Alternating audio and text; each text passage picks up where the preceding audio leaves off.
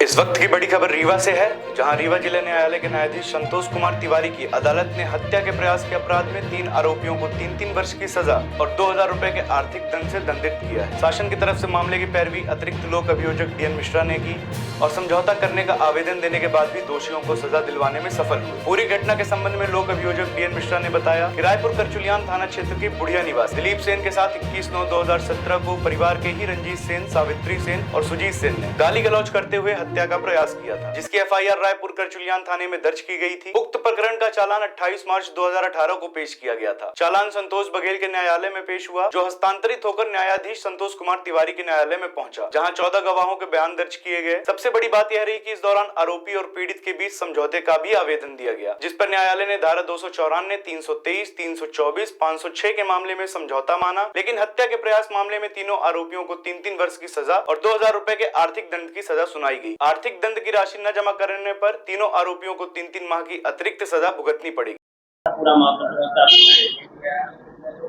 ये ग्राम बुढ़िया का मामला है। ये थाना रायपुर करचुलियान के अंतर्गत है। थाना रायपुर करचुलियान में आरोपी रंजीत सेन, सावित्री सेन और सुजीत सेन ये दिनांक 21/9/2017 को दोपहर के 1:30 बजे के लगभग, क्योंकि इनका फरियादी से आपसी विवाद था और आपसी हिस्सा बांट हुआ था, तो मुलजिमों को एक अलग मकान मिल गया था हिस्से में। पर इनके जो कुल देवता हैं, आरोपी रंजीत सेन के, सावित्री सेन के और सुजीत सेन के, तो ये कुल देवता का घर जो है फरियादी के हिस्से में आ गया था, जिसकी चबूतरे की पुताई करने के लिए 21/9/2017 को 1:30 बजे आरोपीगण जाते हैं और इस पे जिस हिस्से में फरियादी का मकान था उसके द्वारा मना किया जाता है कि अब जब हिस्सा बांट हो गया तो देवी देवता भी अपने स्थान पे ले जाके लगा लें, वहाँ पर अपना पूजा करें, ये मेरे हिस्से पर है। इसी बात से आरोपीगण नाराज हो जाते हैं और नाराज होकर के और फरियादी की लाठी डंडा से बेदम पिटाई कर देते हैं, जिससे उसके शरीर में काफ़ी चोटें आती हैं।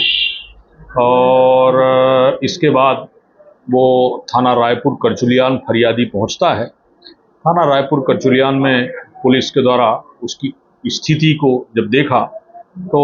अपराध क्रमांक 291/17, धारा 294, 323, 324, 307, 506B/34 का अपराध आरोपी रंजीत सेन, सावित्री सेन एवं सुजीत सेन के विरुद्ध पंजीबद्ध कर लिया जाता है और पंजीबद्ध करने के पश्चात इसकी विवेचना पूर्ण करके और माननीय न्यायालय में 28/3/2018 को चालान न्यायिक मजिस्ट्रेट प्रथम श्रेणी श्री संतोष बघेल के न्यायालय में पेश होता है और जो उपार्पित होकर के 16/4/2018 को सत्र न्यायालय में पहुंचता है और ये प्रकरण माननीय जिला एवं सत्र न्यायाधीश द्वारा श्री संतोष कुमार तिवारी 14वें अपर सत्र न्यायाधीश के न्यायालय में स्थानांतरित होता है, जिस पर मेरे द्वारा पैरवी की जाती है और 14 साक्षियों को परीक्षित कराया जाता है। अब इस मामले में विशेष बात ये निकल के आती है कि चूंकि फरियादी और आरोपीगण सगे संबंधी हैं, तो फैसले के पूर्व फरियादी आरोपीगण जाते हैं, फरियादी से बातचीत करते हैं और न्यायालय में समझौते का आवेदन भी पेश हो जाता है और इसके बाद फरियादी और आरोपी लगातार माननीय न्यायालय से ये आग्रह करते रहे कि मामले में समझौता हो गया है,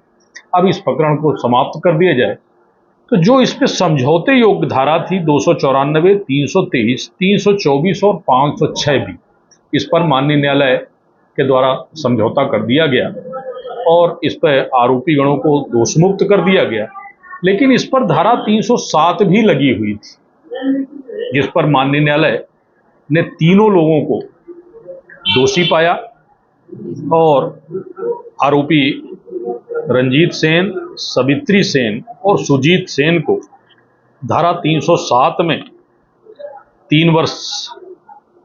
का सश्रम कारावास, 3-3 वर्ष के सश्रम कारावास और 2-2 हजार रुपए के अर्थदंड से दंडित किया और 2,000 रुपए अर्थदंड की राशि जमा न करने की स्थिति में 3-3 माह के अतिरिक्त कारावास से दंडित किया गया। सबसे बड़ी बात यह है,